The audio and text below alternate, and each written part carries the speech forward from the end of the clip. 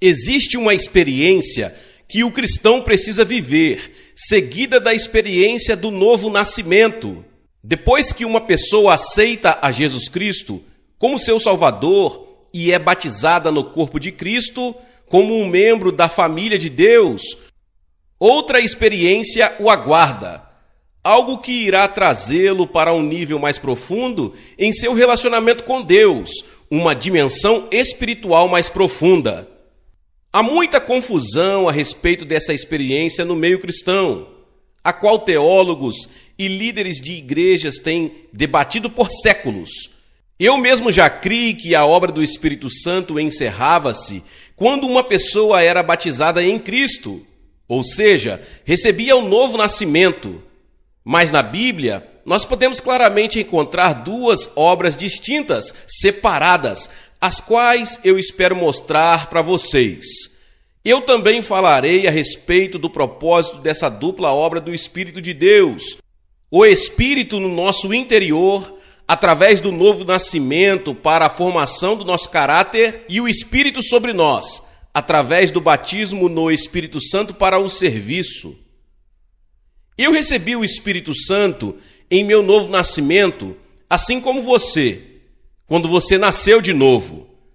Por causa da minha formação batista, eu iniciei meu ministério sendo um pastor batista de uma igrejinha no interior.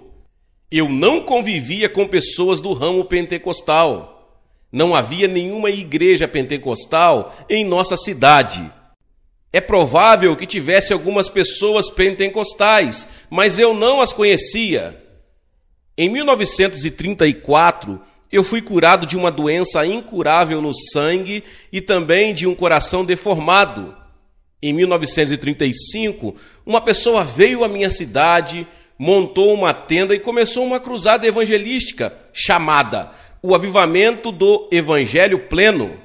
Evangelho pleno não significava nada para mim. Eu estava muito ocupado e não participei das primeiras reuniões, mas quando eu descobri que eles estavam ensinando a respeito da cura divina, eu fui. Durante essas reuniões, 465 pessoas foram salvas e então algumas dessas pessoas ergueram um prédio que se tornou o Tabernáculo do Evangelho Pleno. Por algum tempo, eu precisei aprender a me manter firme sozinho a respeito de cura divina, mesmo sendo ainda um adolescente, e me fortaleceu muito poder estar ao redor de pessoas que também criam no poder de Deus nas áreas de cura e fé. Foi por uma razão que eu comecei a frequentar essas reuniões. Eles adicionaram conhecimento e me ajudaram. Mas essas pessoas também ensinaram a respeito do batismo no Espírito Santo. Por causa do propósito evangelístico da cruzada, nenhuma pessoa foi batizada no Espírito Santo durante as reuniões. Os preletores se focaram em pregar mensagens evangelísticas. Tivemos no total 8 semanas de cultos e mais ou menos após a 4ª semana, eles começaram a fazer cultos para a ministração de cura durante algumas noites na semana. Durante a última semana, eles começaram a pregar um pouco a respeito do batismo no Espírito Santo, mas ninguém foi batizado. Não havia obreiros para ajudar. Depois que o grupo começou a se reunir no tabernáculo, pessoas começaram a receber a experiência do batismo, mas eu fechei meu coração para isso. Eu pensava, eu creio no Espírito Santo, mas esse negócio de línguas, não sei não. Mas eu vou demonstrar um pouco de interesse e entusiasmo nisso para que eu possa estar envolvido com eles e assim continuar ouvindo sobre fé e cura. E esse foi o máximo que eu consegui me dar em relação ao assunto, pelo menos no início. Mas como um amigo do Texas diz, é como estar em um terreno escorregadio. Se você tentar ficar em pé por ali, você vai acabar escorregando. E eu escorreguei. No dia 8 de abril de 1937, às 18h08, na sala do pastor do Tabernáculo do Evangelho Pleno, eu fui batizado no Espírito Santo e comecei a falar em outras línguas conforme o Espírito de Deus me concedia. Meus colegas batistas tentaram me alertar contra isso quando eles viram que eu estava convivendo com os pentecostais. Uma pessoa em particular, que fazia parte da minha igreja, veio falar comigo e me alertar. Ele não era um ministro ordenado, mas era um professor da nossa classe de estudos bíblicos. Este homem havia se formado em um grande seminário bíblico e, portanto, tinha a mesma formação e treinamento que todos os ministros formados nele tinham. Nós nos dávamos muito bem e eu me lembro dele vindo falar comigo mais de uma vez dizendo: eu admito que esses pentecostais, de certa forma, são bem ortodoxos naquilo que creem, e eu também admito que aqueles que frequentam o tabernáculo do Evangelho Pleno vivem uma vida melhor, mais pura e limpa do que o nosso povo aqui da Igreja Batista. Mas esse negócio de falar em línguas é do diabo. Eu pensei comigo mesmo, como pode ser que essas pessoas recebem algo do diabo que as fazem viver melhor que outros cristãos? Eu nunca ouvi falar sobre o diabo querendo ajudar as pessoas a terem uma vida melhor. Normalmente ele quer fazer o contrário, tornar a vida pior. Bem, esse homem era formado num seminário bíblico e eu era apenas um adolescente, então eu guardei o que ele falou. Mas depois que eu tive essa experiência pentecostal, eu me lembrei de algo que ele havia dito: isto não é o Espírito Santo, é algum outro tipo de espírito.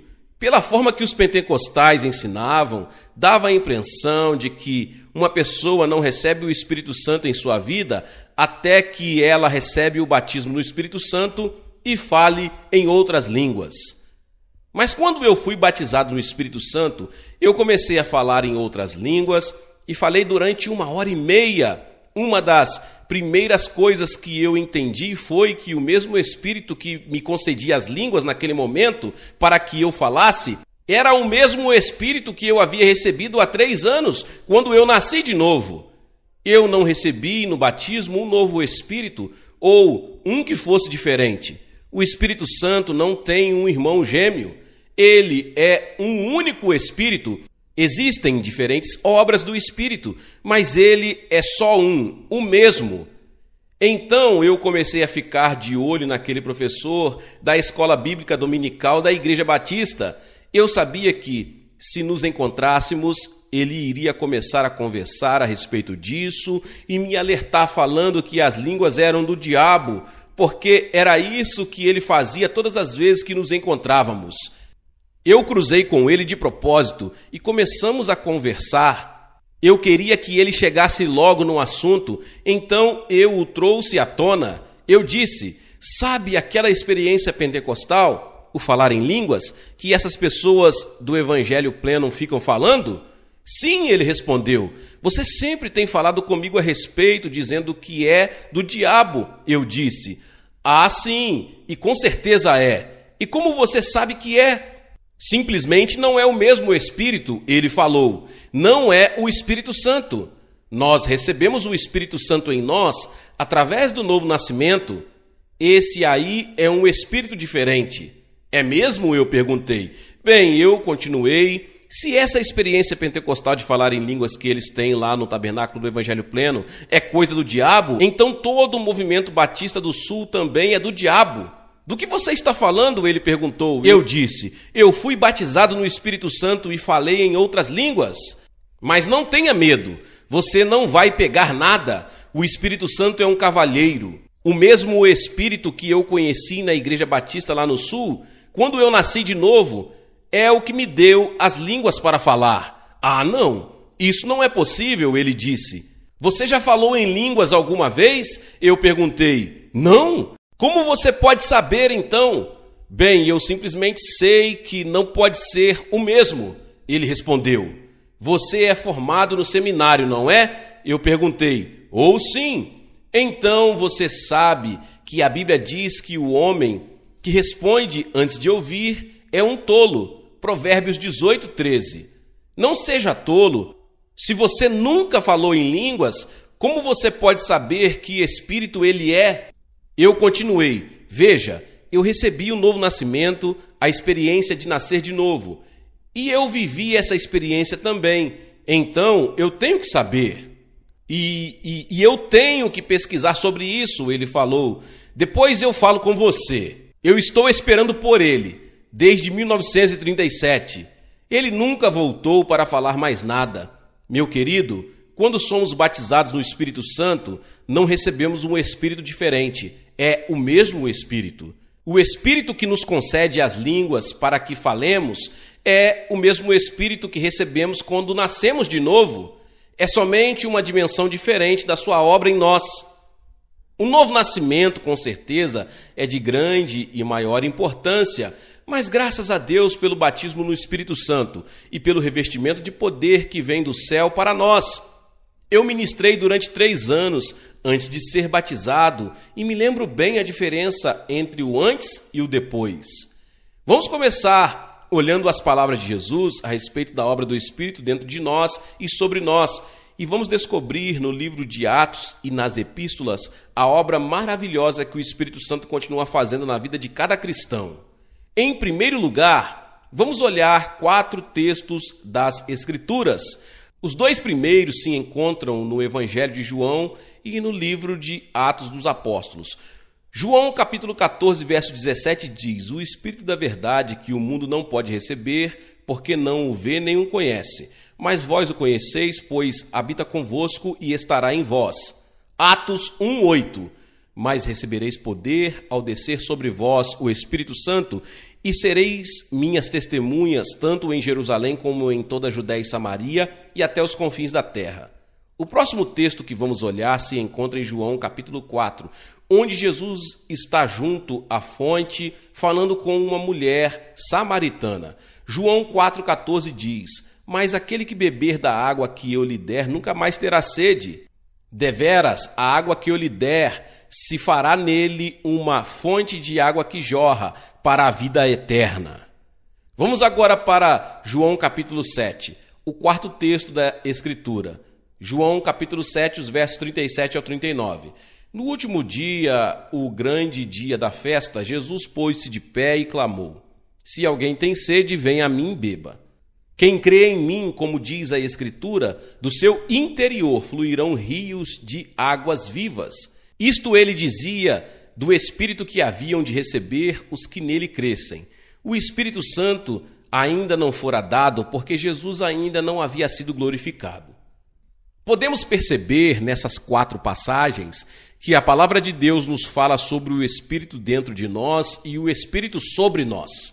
É o que eu chamo de a dupla obra do Espírito Santo. Lendo esses versículos e outros que ainda vamos estudar, é muito claro ver que o Espírito Santo trabalha dessas 2 formas. E Deus espera ver essa dupla obra na vida daqueles que já aceitaram a Jesus. Quando estudamos sobre esse assunto à luz da Bíblia, percebemos que existe também um desenvolvimento em 2 aspectos que Deus espera que seus filhos já receberam o Espírito Santo. Nas 2 primeiras passagens que lemos, Cristo nos dá a promessa do Espírito Santo habitando em nós e também do derramamento sobre nós. Ele nos dá a promessa do Espírito em nós no livro de João, capítulo 14. O Espírito da verdade que o mundo não pode receber, porque não o vê nem o conhece. Mas vós o conheceis, pois habita convosco e estará em vós.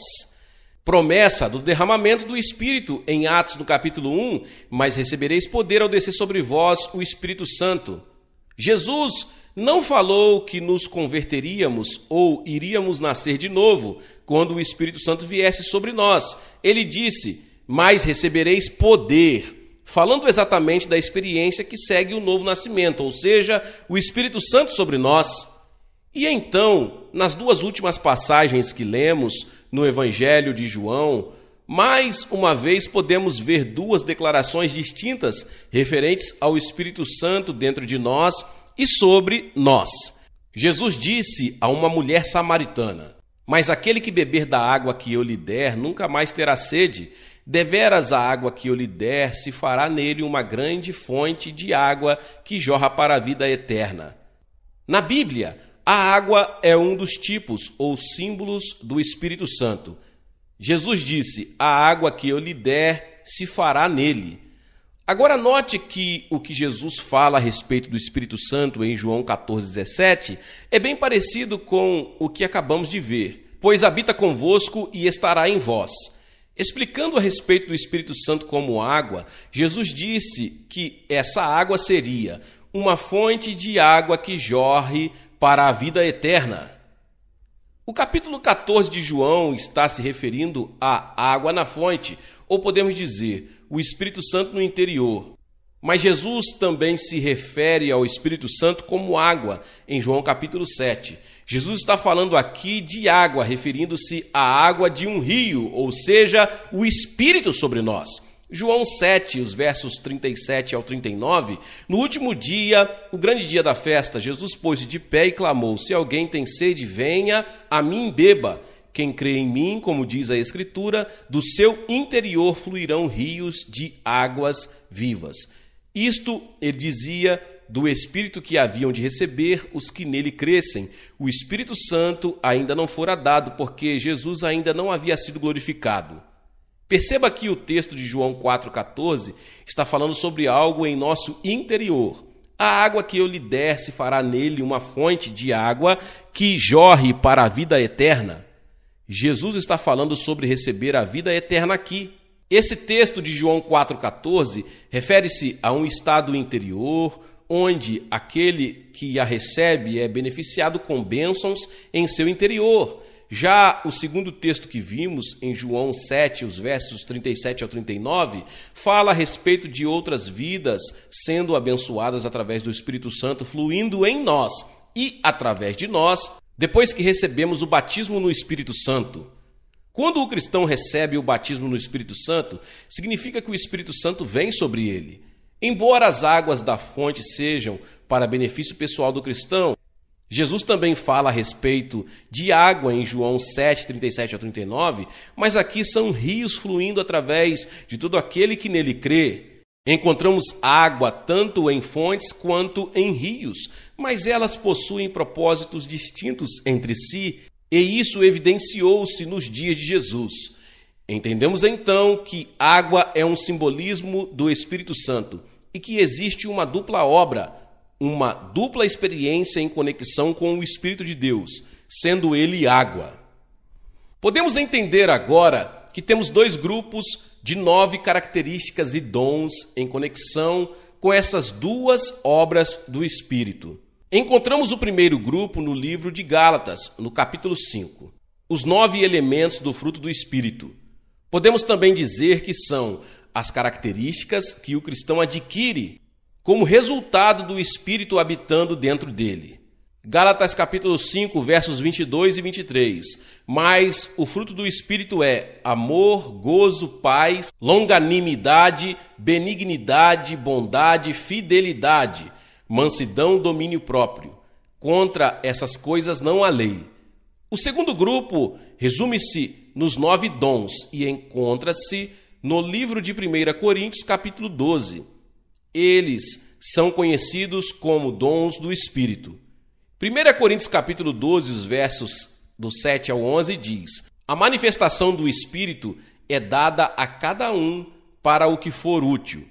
A um pelo Espírito é dada a palavra de sabedoria, a outro pelo mesmo Espírito a palavra da ciência, a outro pelo mesmo Espírito fé, a outro pelo mesmo Espírito dons de curar, a outro a operação de milagres, a outro profecia, a outro discernimento de espíritos, a outro variedade de línguas e a outro interpretação de línguas. Mas um só e o mesmo Espírito opera todas essas coisas, distribuindo particularmente a cada um como quer. Os dons do Espírito Santo são dados para o que for útil, ou seja, para que os cristãos possam abençoar outras vidas através dos dons. Baseados nessas duas passagens, podemos então concluir que o Espírito habitando em nós é para darmos fruto, e o Espírito derramado sobre nós para o serviço.